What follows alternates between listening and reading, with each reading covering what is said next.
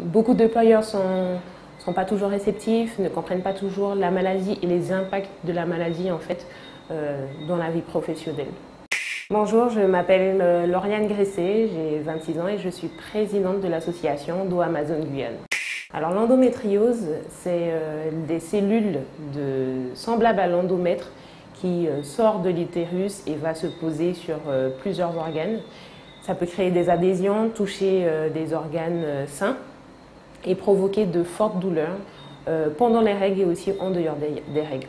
Ah oui, totalement. Ça provoque vraiment des douleurs handicapantes pouvant limiter la femme dans son quotidien, dans sa vie professionnelle, sa vie sociale et aussi sa vie sexuelle. Alors pour le moment, nous n'avons pas encore de chiffres pour la Guyane. Nous travaillons également pour ça, donc nous espérons pouvoir mettre en place avec l'ARS et l'INSEE un partenariat pour recenser toutes les femmes atteintes d'endométriose en Guyane.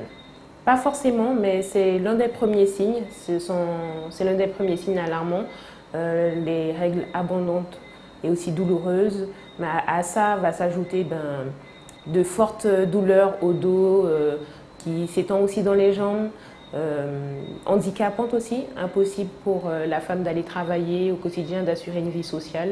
Je pense qu'à ce moment-là qu'il faut vraiment se poser la question de l'endométriose. Alors en Guyane, on n'a pas encore établi un parcours de soins fiable et local. Concernant le traitement, je pense que c'est comme partout ailleurs, on n'en est nulle part par rapport à ça. On traite aujourd'hui l'endométriose avec des hormones, une ménopause artificielle et des antidouleurs, des anti-inflammatoires. Alors ça peut être très compliqué et décourageant parfois de vivre au quotidien avec une endométriose. Ce sont des douleurs au quotidien pour certaines femmes. Pouvoir assurer une vie professionnelle au quotidien, ça peut être compliqué parce qu'on ne comprend pas toujours ce que peut ressentir la femme atteinte. Me concernant, je sais que j'ai beaucoup été découragée à une période de ma vie par rapport à l'endométriose parce qu'on ne me comprenait pas forcément. Les gens ne comprenaient pas comment d'un état normal je passe à la souffrance. Alors professionnellement, c'est très mal vu par les employeurs. Aujourd'hui encore, en 2022, nous avons également la trésorière de l'association qui a été renvoyée par rapport à sa maladie, donc l'endométriose. Beaucoup d'employeurs sont pas toujours réceptifs, ne comprennent pas toujours la maladie et les impacts de la maladie en fait dans la vie professionnelle. Oui, c'est un très gros progrès par rapport à l'endométriose.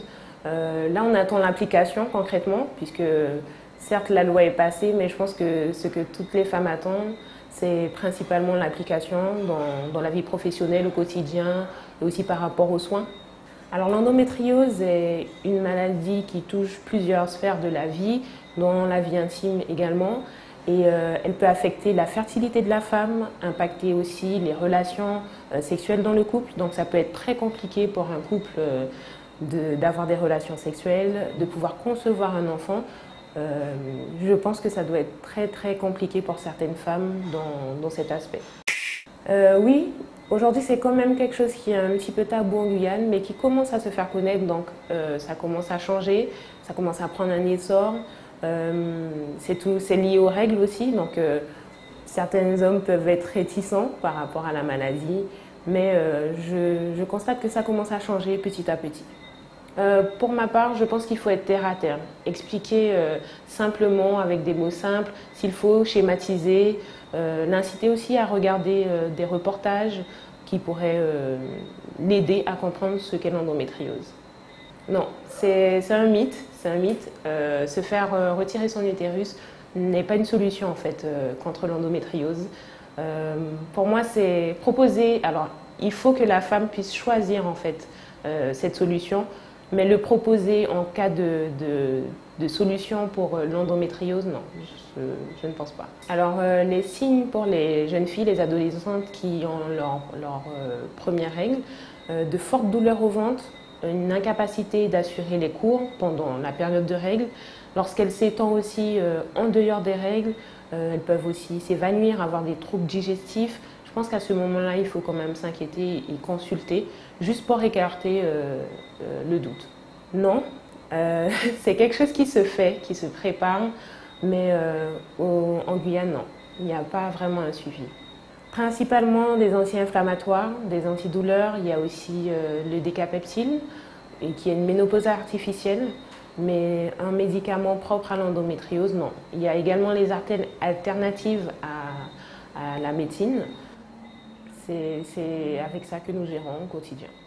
Alors à toutes ces personnes qui pensent que l'on fait du cinéma, que l'on simule, mais j'ai envie de vous dire que vous n'êtes pas dans notre corps, donc vous ne savez pas ce que l'on vit au quotidien, qu'un peu de bienveillance et d'amour seraient les bienvenus par rapport à notre situation et d'essayer de nous croire, de vous informer aussi parce qu'une méconnaissance peut nous faire des gaffes et de vous informer sur la maladie avant de poser un jugement.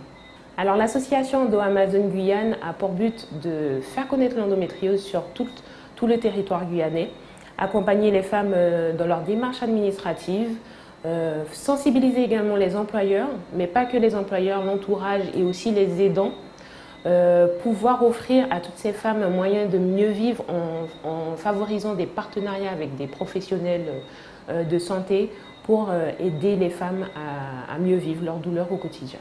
Et ça tombe bien, c'est l'un de nos objectifs.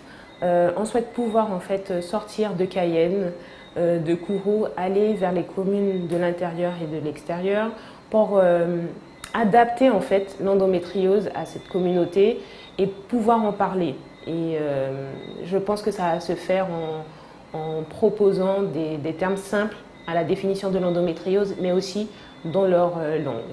Alors, pour aider une femme qui souffre d'endométriose, je pense que le soutien est le premier mot d'ordre.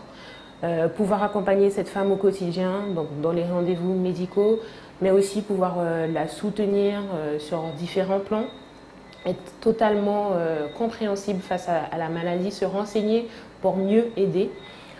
Comment vous pouvez aider l'association Endo-Amazone? Tout simplement en nous contactant, en nous faisant un don, en nous proposant vos services, votre personne, votre temps.